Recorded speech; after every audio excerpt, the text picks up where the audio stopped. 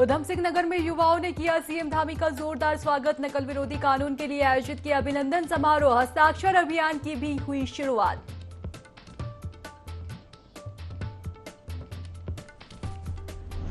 यमुनोत्री धाम में जल्द शुरू होगा रोपवे का काम। मुख्यमंत्री की उपस्थिति में रोपवे प्रोजेक्ट के लिए पर्यटन विभाग ने निजी कंपनी के साथ किया अनुबंध। रोपवे निर्माण से यात्रा होगी सुगम।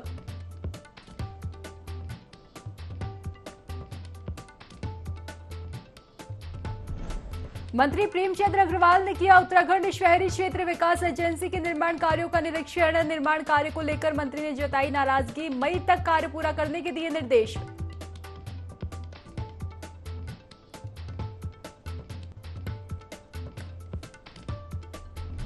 और लोहाघाट में पेयजल संकट को लेकर सड़कों पर उतरी महिलाएं। जल संस्थान के खिलाफ किया प्रदर्शन। सड़कों पर लगाया जाम।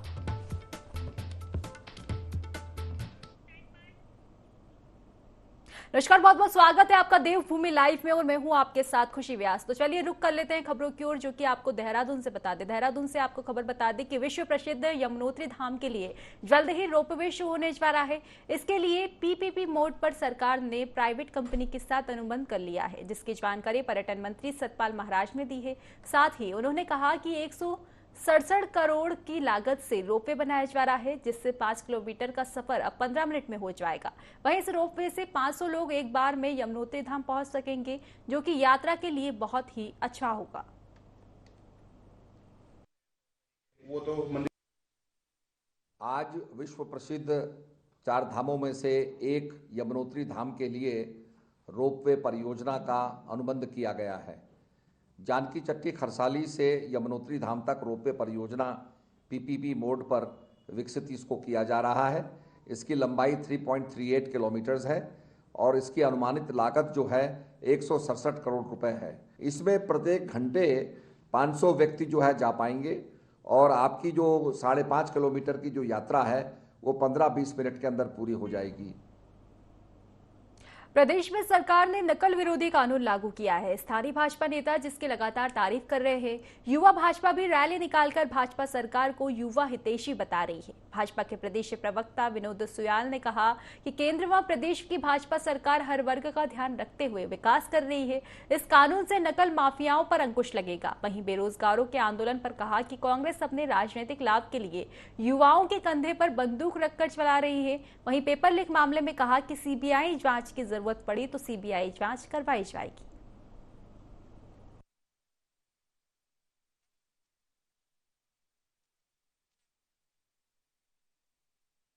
हमारे मुख्यमंत्री पुष्कर सिंह धामी जी ने जो दृढ़ इच्छा शक्ति दिखाई है और जिस तरह से उत्तराखंड के नौजवानों को लगभग पिछले कई वर्षों से छला जा रहा था, उसमें प्रतिपक्ष भी सम्मिलित था और इसको रोकने के लिए कोई उपाय नहीं किया जा रहा था। उत्तराखंड ऐसा पहला राज्य बना है जिसने अपना एक सख्त नकल कानून बनाया है, जिसके अंदर आजीवन कारावास और 10 करोड़ रुपए तक की सजा का प्रावधान है। मुझे लगता है अन्य राज्य भी इसका अनुसरण करें। हरिद्वार में इंटरनेशनल बास्केटबॉल चैंपियनशिप का आयोजन होने जा रहा है। 3 दिवसीय बास्केटबॉल चैंपियनशिप का शुभारंभ 24 फरवरी से होगा। प्रतियोगिता में ONGC, insert railway, army green और राजस्थान पुलिस समेत कुल 9 टीमें हिस्सा लेंगी। प्रतियोगिता का आयोजन जिला बास्केटबॉल एसोसिएशन द्वारा किया जाएगा। चैंपियनशिप का उद्घाटन खेल मंत्री रेखा आर्य, पूर्व केंद्रीय मंत्री डॉक्टर रमेश पोखरियाल के हाथों होगा, जिसके बाद 26 फरवरी को कार्यक्रम के समापन पर मुख्यमंत्री पुष्कर सिंह धामी और कैबिनेट मंत्री सतपाल महाराज विजेता टीमों को पुरस्कार भी वितरित करेंगे।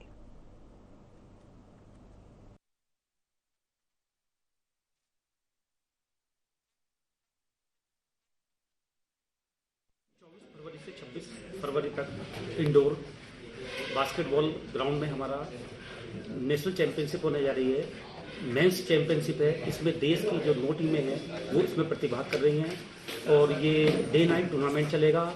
ऑल इंडिया बेस का टूर्नामेंट है। जितने भी प्लेयर हैं सब बाहर से आ रहे हैं और सारे प्रोफेशनल प्लेयर हैं। ये हमारे उत्तराखंड के लिए एक बहुत बड़ी उपलब्धि है कि indoor basketball court per day night हमारे यहाँ टूर्नामेंट होने जा रहा है। उत्तराखंड सरकार के माननीय मुख्यमंत्री जी पुरस्कार वितरण समारोह क्लोजिंग सेरेमनी में रहने वाले हैं 26 तारीख को, और इस कार्यक्रम की जो ओपनिंग सेरेमनी है उसमें इस प्रदेश की खेल मंत्री माननीय रेखा आर्य जी और पतंजलि योगपीठ के महामंत्री आचार्य बालकृष्ण जी और हरिद्वार लोकसभा के यशस्वी सांसद पूर्व मुख्यमंत्री डॉक्टर निशंक जी रहने वाले हैं। और समापन समारोह में माननीय पर्यटन मंत्री सतपाल महाराज जी, पूर्व मंत्री माननीय मदन कौशिक जी और हमारे तीनों स्थानीय विधायक आदरणीय आदेश चौहान जी, प्रदीप बत्रा जी, ये सब लोग और स्थानीय जनप्रतिनिधि सभी लोग इसमें रहेंगे। प्रधानमंत्री जी का एक विजन है, पिछले काफी समय से खेलो इंडिया को लेकर के उन्होंने जो एक अलग देश के युवाओं में जगाने का काम किया है, उससे उत्तराखंड भी अछूता नहीं है। तो उसी निमित्त हम लोगों ने भी लगातार प्रयास किए। जिले और प्रदेश स्तरीय कार्यक्रम हम लोग कराते रहते हैं, लेकिन अब ऐसा लगा कि माननीय प्रधानमंत्री जी का स्नेह और आशीर्वाद जिस प्रकार से देश के युवाओं और खिलाड़ियों को मिल रहा है, उसी से प्रेरित होकर के हमने भी एक प्रयास किया है और वो प्रयास सफल हो, ऐसा मुझे लगता है। लोहाघाट में एनएच कार्यालय के सामने व्यापारियों ने धरना प्रदर्शन किया। एनएच के अधूरे पड़े कामों को लेकर यहां प्रदर्शन किया गया। इस प्रदर्शन का नेतृत्व लोहाघाट के नपाध्यक्ष गोविंद वर्मा ने किया। प्रदर्शन कर रहे व्यापारियों की मांग थी कि 10 दिन के अंदर एनएच अधिकारी अधूरे काम पूरे करें। एनएच ने बीते 2.5 साल से नाली का काम अधूरा छोड़ दिया है। जो नालियां बनी हैं वहां मानकों के अनुसार नहीं है, जिससे अब तक कई दुर्घटनाएं हो चुकी है। लोगों के वाहन खाई में गिर चुके हैं और भी दुर्घटनाओं का खतरा पैदा हो गया है। वहीं ईई सुनील कुमार ने कहा कि नाली निर्माण कार्य शुरू कर दिया जाएगा।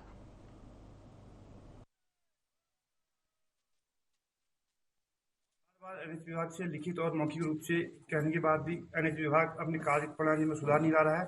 आज समस्त व्यापारी का काफी दबाव था मेरे ऊपर और इसको देखते हुए मैं स्वयं व्यापारी को साथ में लेकर के एनएच ऑफिस में आए हैं और एनएच विभाग को 10 दिन का समय दे रखा है। 10 दिन के समय के अंदर जो भी इनके 3-4 स्कबर हैं और नालियां हैं और सड़क है, जो जगह जगह क्षतिग्रस्त हो चुकी है, गड्ढे हो चुके हैं, उसी पत्थर गिट्टियां उखड़ करके व्यापारियों की और हमारे राहगीरों में लग रही है चोटिल हो रहे हैं। इसको देखते हुए आए थराली में भाजपा मंडल कार्य समिति की बैठक आयोजित की गई। मंडल अध्यक्ष देवाल मिश्रा के नेतृत्व में मंडल कार्यकारिणी, मंडल प्रभारी, विधायक प्रतिनिधि समेत महिला मोर्चा जिला अध्यक्ष डॉक्टर हिमानी वैष्णव और प्रदेश मंत्री भावना रावत बैठक में शामिल हुई। कार्यक्रम में नई कार्यकारिणी का स्वागत किया गया, साथ ही मिशन 2024 पर चर्चा की गई। कार्यक्रम में सरल ऐप के माध्यम से कार्यकर्ता को जोड़ने की रणनीति बनाई गई। पार्टी की कोशिश है कि कार्यकर्ता को डिजिटल जोड़ सके, जिससे सरकारी योजनाओं की जानकारी घर घर तक पहुंचाई जा सके।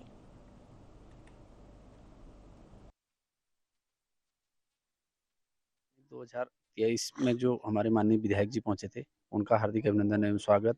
प्रभारी जी पहुंचे हैं, हमारे जिला की अध्यक्षा बहन 20 का टारगेट जो हमारे बहुत नज़दीक है, उसको हम बहुत बृहद रूप से उस टारगेट को विजयी प्राप्त करेंगे। यही हमारे मंडल के साथ हमारे युवराज जी हैं, महामंत्री जी हैं, वो भी हमारे कंधे से कंधा मिला के साथ रहते हैं। हमारा 2024 का जो टारगेट है वो हम बहुत ध्वनि मत, बहुत अग्रणी से विजयी प्राप्त करेंगे। भारतीय जनता पार्टी के संगठन की एक अपनी विशेषता रही है। संगठन को और सरकार के कामों को आम जन तक कैसे ले जाना है, उस पर निश्चित रूप से चर्चा हुई है और भारतीय जनता पार्टी का एक एक कार्यकर्ता, देवाल का एक एक कार्यकर्ता सरकार की और संगठन की रीति नीति को समझते हुए अपने उत्तरदायित्व को समझता है और मैं समझता हूँ कि सारे जितने लोगों ने भी आज सहभाग किया, मैं सब लोग। भाजपा प्रदेश प्रवक्ता सुरेश जोशी ने प्रेस वार्ता संबोधित की। जोशी का कहना था कि मुख्यमंत्री पुष्कर सिंह धामी की सरकार पहले दिन से विधानसभा चुनाव 2022 की दृष्टि पत्र को धरातल पर उतारने की कोशिश कर रही है। धामी पहले मुख्यमंत्री है जो 1 वर्ष के भीतर हर जिले तहसील तक पहुंचने में कामयाब हुए हैं। जोशी ने आगे कहा कि विपक्ष सीबीआई ईडी को भाजपा के इशारों पर काम करने वाली एजेंसी बता रही है। विपक्ष सीबीआई जांच के नाम पर भर्ती परीक्षाएं नहीं होना देना चाहता ताकि युवाओं को रोजगार नहीं मिल सके। भाजपा ने मेडिकल और असिस्टेंट प्रोफेसर की हजारों नियुक्तियां की है। 2024 में सरकारी विभागों के 30,000 खाली पदों पर भर्तियां की जाएगी। पहला है, उस कानून को हमने ला करके एक ट्रांसपेरेंसी दिखाने का जो है कि काम किया, संकल्प लिया, वो क्या दिख नहीं रहा है क्या? कुल मिला करके जो लोग सिर्फ राजनीति करना चाहते हैं वो लोग आज कह रहे हैं कि साहब भारतीय जनता पार्टी या मुख्यमंत्री जी सही काम नहीं कर रहे और वो युवाओं के कंधे में बंदूक रख करके काम करना चाहते हैं। हमारी सबसे पहले भारतीय जनता पार्टी की इस प्रदेश के युवाओं से अपील है कि आपने जिस विश्वास के साथ भारतीय जनता पार्टी की सरकार बनाई है, हम उस पर संकल्पित हैं, प्रतिबद्धित हैं और जो हमने यहाँ इसका सरकारी नौकरियों का जो बैकलॉग है, उस बैकलॉग को पूरा करने के लिए धामी सरकार संकल्पित है और वो तब तक पीछे नहीं मुड़ेगी जब तक हम सरकार के एक एक पद पर अपने युवा भाई और बहन को नहीं बिठाएंगे। हल्द्वानी में लगातार मिल रही अतिक्रमण की शिकायत पर प्रशासनिक अमला तेजी से काम कर रहा है। लोगों की शिकायत पर प्रशासनिक टीम तत्काल अतिक्रमण ध्वस्त की कार्यवाही कर रही है, जिससे अतिक्रमणकारियों में हड़कंप मचा हुआ है। इसी क्रम में बनभूलपुरा के लाइन नंबर 12 पर भैंस पालने की शिकायत पर टीम वहां पहुंची और त्वरित कार्यवाही करते हुए टीन शेड ध्वस्त कर भूमि खाली करवाई। वहीं नगर आयुक्त पंकज उपाध्याय ने बताया कि सार्वजनिक भूमि को संवारने का कार्य किया जाएगा, जिससे यहां आम जनता के काम आ सके। कहीं न कहीं ये मानता हूं कि लंबे समय से शिकायतें प्राप्त हो रही थी, उसके बाद इसका निरीक्षण नहीं हो पाया, कार्रवाई नहीं हो पाई। कल मेरे पास पुनः शिकायतें प्राप्त हुई थी कि सार्वजनिक स्थान को तबेले के रूप में इस्तेमाल किया जा रहा है, 2 टीन शेड बना दिए गए हैं, 20-25 यहाँ भैंसें बांधी जा रही हैं, जबकि ये सार्वजनिक स्थल है। हमने कल नोटिस दिया था कि जिसका जो सामान है हटा ले, जो सामान लोग हटा सके हटा पाए थे हटाया उन्होंने, बाकी हम इसको तोड़ दिया है। हमने मलबा साफ कर रहे हैं, पूरा क्लीन करके चूना डाल करके मैं इसको ऐसा बनाने का प्रयास कर रहा हूँ ताकि यहाँ के क्षेत्र की जनता इसका सार्वजनिक हित में उपयोग कर सके। लाइन नंबर 12 में जैसा कि आप देख रहे हैं, सार्वजनिक प्रयोग की भूमि थी जिस पर अतिक्रमण किया गया था, उसको नगर निगम की टीम के द्वारा यहाँ हटाया गया है और इस भूमि का उपयोग जो यहाँ के लोग जो निवास कर रहे हैं वो उनके उपयोगार्थ इसको क्लीन किया जा रहा है। और आप लोग के चैनल के माध्यम से मैं अपील भी करना चाहूँगी कि जहाँ भी सार्वजनिक प्रयोग की भूमि है, जो सरकारी भूमि पे है, उस पर कोई जो है अतिक्रमण मत करें और वो सभी लोग मिलकर उसको अपने प्रयोजनार्थ यूज़ करें। ये लोहाघाट में 3 दिवसीय बाल विज्ञान मेले का आयोजन किया गया, जिसमें हिम्मत संस्था ने जीआईसी लोहाघाट और सरस्वती ज्ञान विद्यालय के छात्र छात्राओं को विज्ञान मॉडल बनाने का प्रशिक्षण दिया। वहीं समापन समारोह में बाल वैज्ञानिकों ने विज्ञान से संबंधित शानदार मॉडल बनाए, जिस पर कार्यक्रम में मुख्य अतिथि पीटीए अध्यक्ष मोहन चंद्र पाटानी, एमएससी अध्यक्ष मनोहर करायत समेत कई लोग मौजूद रहे।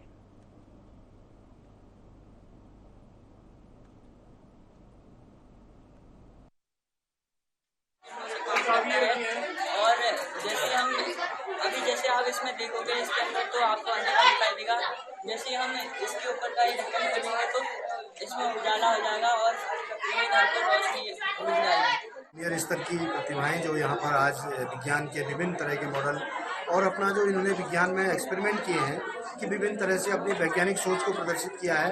मैं हिम्मत संस्था सहित अपने पूरे विद्यालय के जो अध्यापकगण भी इसमें थे सहयोग में, इन प्यारे बच्चों का मैं आभार व्यक्त करता हूं और इनके उज्जवल भविष्य की कामना करता हूं कि इसी तरह ये अपनी नई वैज्ञानिक सोच को आधार बनाकर और इन वैज्ञानिक प्रतिभाओं को उभारने का काम जो आज ये संस्था कर रही है और हमारे विद्यालय से भी जो इसका एक ऐसा इनको मनोबल और मंच प्रदान किया गया है, इसके लिए मैं हिम्मत संस्था को और अपने विद्यालय के तमाम जो अध्यापकगण हैं उनको धन्यवाद। लक्सर में अधिवक्ता संघ ने जिला जज से मुलाकात की। अधिवक्ताओं के प्रतिनिधि मंडल ने एडवोकेट एसोसिएशन के अध्यक्ष विकास पवार के नेतृत्व में जिला जज से मुलाकात की। मुलाकात का मुख्य उद्देश्य न्यायालय व्यवस्था पर विचार करना था। जानकारी के मुताबिक कई प्रकरणों में कार्यवाही जिला जज के अधिकारी क्षेत्र में आती है, जिस कारण फरियादियों को जिला न्यायालय जाना पड़ता है, लेकिन इनमें से कई प्रकरणों में कार्यवाही जनपद न्यायालय में भी हो सकती है, जिससे न सिर्फ फरियादियों को आसानी होगी बल्कि न्यायालय का भी भार कम होगा। एडवोकेट एसोसिएशन के अध्यक्ष विकास पवार के मुताबिक जिला जज से सभी बिंदुओं पर चर्चा हुई है। उन्होंने मांगों को स्वीकार करके शीघ्र ही उच्च न्यायालय में प्रेषित करने का आश्वासन दिया है।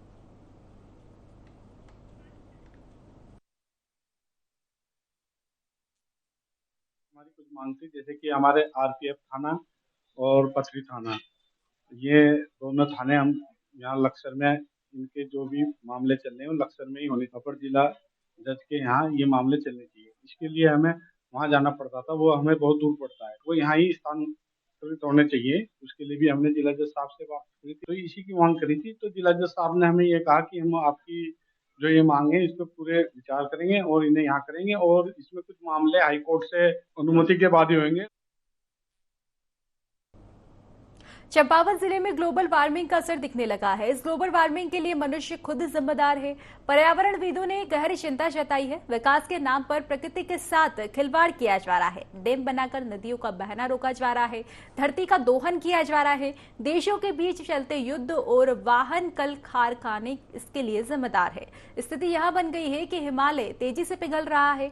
इससे समुद्र का जल स्तर भी बढ़ता जा रहा है। कुल मिलाकर पूरा पर्यावरण गड़बड़ाने लगा है। मनुष्य ही प्रकृति के साथ खिलवाड़ कर रहा है।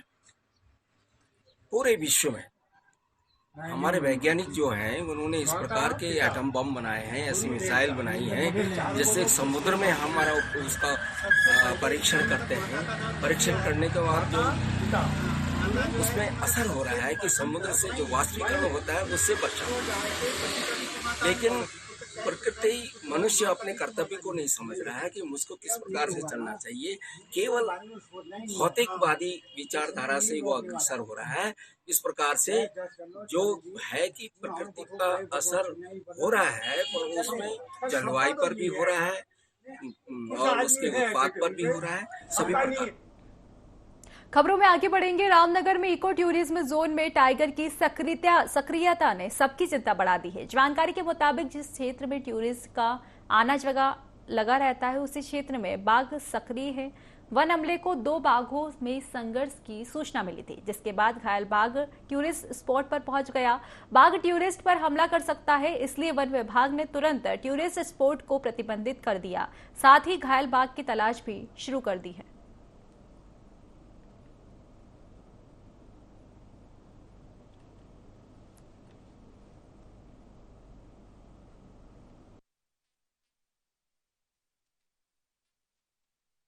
जोन फाटो में एक घायल टाइगर के का पता चला, जो कि इसका मूवमेंट वहाँ पे हो रहा था और वो ऐसी जगह पे था जहाँ पे कि हमारे टूरिस्ट को आने जाने का रास्ता है। तो क्योंकि टाइगर घायल था और वो टूरिस्ट की सुरक्षा को देखते हुए उसी तत्काल जो है उसको रेस्क्यू करने के लिए परमिशन की मांग की गई चीफ वाइल्ड लाइफ वार्डन से।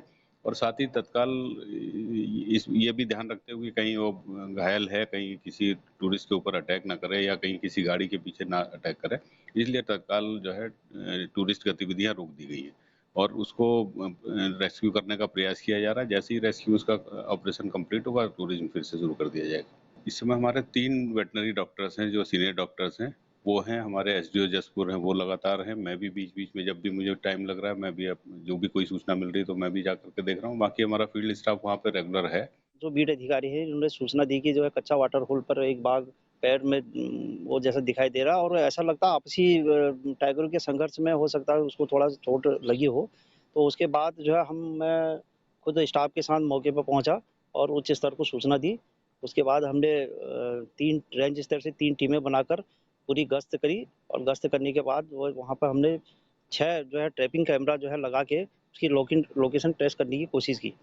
लेकिन एक आध बार ट्रेस हुआ भी, लेकिन हम फिर कोशिश कर रहे हैं कि और अच्छी तरह से ये दिखाई दे कि इसमें आखिर में क्या दिक्कत है। टूरिस्ट को इसलिए अभी गेट हमने इसलिए बंद कर रखा क्योंकि अंदर अगर कोई टूरिस्ट जाएगा तो हो सकता है कि टाइगर या कोई अन्य हिंसक जीव जो है जो भी ये है कहीं उसको कुछ टूरिस्ट को दिक्कत ना करे, इसलिए हमने इस जोन को अभी बंद कर रखा है। जैसे ही उच्च स्तर से हमें कोई निर्देश प्राप्त होंगे तो हम इसको खोलने का प्रयास करेंगे। हम इस समय मौजूद हैं तराई पश्चिमी डिवीजन के इको टूरिज्म जोन फाटो के मुख्य द्वार पर। यहाँ पे कुछ दिनों से लगातार जो इस जोन को जो है बंद कर दिया गया है उसका मुख्य कारण ये है कि यहाँ पे 2 टाइगरों में 14 फरवरी को संघर्ष होने की सूचना वन विभाग को लगी थी, जिसको देखते हुए तराई पश्चिमी जो वन प्रभाग के प्रभागी वनाधिकारी हैं प्रकाश चंद आर्या जी, उन्होंने टूरिस्टों की सुरक्षा को देखते हुए जोन को बंद कर दिया गया है। टाइगर को टैगोराइज करने के लिए और उसकी देखने के लिए उसको लगातार जो है टीमें लगी हुई यहाँ पे ढूंढ रहे हैं उसको, लेकिन अभी तक टाइगर का कुछ पता नहीं लग पाया है। जिस बंगाल टाइगर को देखने के लिए लोग बड़ी उत्सुकता के साथ ऐसे टूरिस्ट जोनों में पहुंचते हैं जहां पर टाइगर आसानी से दिख जाता है, उसी टाइगर ने आज इको टूरिज्म जोन फाटो में जो टूरिस्ट आते थे उनकी आवाजाही को बंद कर दिया है। जब से टाइगर जो है घायल होने की सूचना मिली है तब से यहाँ पर टूरिस्टों की एंट्री पे जो है रोक लगा दी गई है। अब लगातार टीमें जो है प्रयास कर रही हैं टाइगर को ढूंढने का, जल्दी उसको पकड़ने का दावा भी यहाँ पे टीमें कर रही हैं, लेकिन जब तक ये टाइगर जो जख्मी है वो नहीं पकड़ा जाता है तब तक ये टूरिस्ट जोन फाटो इको टूरिज्म जोन जो है ये बंद रहेगा टूरिस्टों के लिए। IND 24 के लिए सलीम अहमद साहिल के साथ कैमरा पर्सन मोहम्मद उमर की। लोहाघाट नगर में महिलाएं पानी के संकट से परेशान हैं। आक्रोशित महिलाओं ने प्रशासन को जगाने के लिए सड़कों पर प्रदर्शन किया। महिलाओं ने प्रशासन के खिलाफ नारेबाजी करते हुए मीना बाजार की मुख्य सड़क पर चक्का जाम किया। महिलाओं का कहना है कि उनसे पूरे महीने का बिल लिया जाता है, लेकिन पानी सिर्फ 10 से 12 दिन दिया जाता है। उन्हें पीने के पानी के लिए 3 से 4 किलोमीटर का सफर तय करना पड़ता है। परेशान महिलाओं ने जनप्रतिनिधियों पर गंभीर आरोप लगाए हैं कि नेता महज वोट मांगने आते हैं, जीतने के बाद जनता को भूल जाते हैं। महिलाओं ने चेतावनी भी दी है कि अगर उनकी मांग पूरी नहीं की गई तो वो जल संस्थान कार्यालय पर तालाबंदी करके प्रदर्शन करेगी।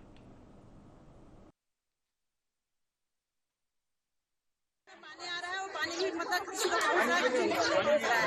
और बिल इतना आ रहा है कि 1600 से 10 रुपये जमा कर रहे हैं। एक बाल्टी पानी की 10 रुपये में नहीं खरीद के भी नहीं मिल जाएगी। उतना महंगा तो पानी हो रहा है हमारे यहाँ। और क्या कहते हैं, सरकार एक तरफ है कि पानी फ्री और फिर इतना लंबा चौड़ा आ जा रहा है कि जमा करना मुश्किल हो जा रहा है हमारे। जल संस्थान से निवेदन है कि हमको पानी दो और जितना मन मर्जी दे रहे हो मन मर्जी हमको पानी भी चाहिए। नहीं तो बिल हिसाब से चले मतलब पानी की व्यवस्था जहाँ से मिलेगी जिम्मेवारी होती है पानी की व्यवस्था। ड्राई मान हो रही है पानी के संबंध में। बार बार दस्तखान से करने के बाद भी, डीएम साहब से करने के बाद भी अभी तक की कोई पानी के संबंध में कोई भी समाधान नहीं निकाल पाएंगे। और समस्त मात्र शक्ति का ये कहना है कि हम प्रशासन की ईट से ईट बजा देंगे जब तक हमें पूरे भरपूर पानी नहीं देते। और बिल पूरा ये भरपूर मात्रा में पानी नहीं दे पा रहे हैं और बिल ऐसा मनमानी तरीके से बिल दे रहे हैं और सबकी कमर की रीढ़ की हड्डी टूट चुकी है बिल दे दिए। बीच में डीएम साहब के संज्ञान में भी ये बात आई, एक रायकोट में नलकूप खोला गया है और जल संस्थान ने कहा कि हमें 5 लाख की आवश्यकता है। डीएम साहब ने तुरंत उनको 5 लाख रिलीज कर दिए और उनसे कहा कि तुरंत ही पानी की सप्लाई सुचारू रूप से की जाए और नहीं करते हैं 5 दिन का समय देते हैं, नहीं तो तालाबंदी और चक्का जाम किया जाए। कायल गांव के ग्रामीण अब सरकारी सस्ते अनाज के लिए परेशान नहीं होंगे। डीएम चंपावत नरेंद्र सिंह भंडारी ने कायल गांव में नई दुकान खोलने के निर्देश दे दिए हैं। इससे पहले ग्रामीण जनों को 7 किलोमीटर दूर जाना पड़ता था। इसके लिए एक बैठक में गांव के एक नैन सिंह को विक्रेता चुना गया था, जो गांव के लोगों को सस्ता अनाज देंगे। इस समस्या के समाधान होने पर ग्रामीण जनों ने डीएम चंपावत का आभार माना है। किसान नेता मोहन चंद्र पांडे ने बताया कि लोग गल्ले के लिए परेशान हो रहे थे, वहीं उन्होंने डीएम चंपावत से सड़क बनाने की मांग भी की थी। कायल में एक खुली बैठक का आयोजन किया गया है, जिसमें सरकारी सस्ते गल्ले के विक्रेता के लिए जो है एक व्यक्ति का चयन किया गया। जैसा कि पिछले माह जो है डीएम भंडारी जी ने कायल का दौरा किया था, जब 7-8 किलोमीटर की दूरी तय करके वो कायल गए थे, तो वहाँ की जन समस्याओं को देखते हुए उन्होंने जो है सस्ता गल्ला विक्रेता के लिए खोलने के लिए निर्देशित किया था। तो उन्हीं के दिशा निर्देशों का पालन करते हुए आज पंचायत सेक्रेटरी एडीओ श्री जनार्दन ओली जी उनके द्वारा एक खुली बैठक का आयोजन किया गया और उनकी उपस्थिति में सरकारी सस्ते गल्ले के लिए व्यक्ति का नाम चयनित किया गया। उनकी जो जन समस्याओं को देखते हुए जो डीएम साहब ने दिशा निर्देश दिए हैं, हम उनके लिए बहुत बहुत धन्यवाद व्यक्त करते हैं और सभी ग्रामवासी जो है उनको आभार व्यक्त करते हैं। देवभूमि ड्रग्स फ्री अभियान के तहत पुलिस लगातार कार्रवाई कर रही है। इसी कड़ी में हरिद्वार पुलिस के हाथ में एक बड़ी सफलता लगी है। पुलिस ने श्यामपुर थाना क्षेत्र से 2 आरोपी तस्कर को गिरफ्तार किया है, जिनके कब्जे से भारी मात्रा में गांजा बरामद किया गया है, जिसकी कीमत लगभग 18 लाख रुपए बताई जा रही है। फिलहाल पुलिस आरोपियों से पूछताछ में जुटी हुई है।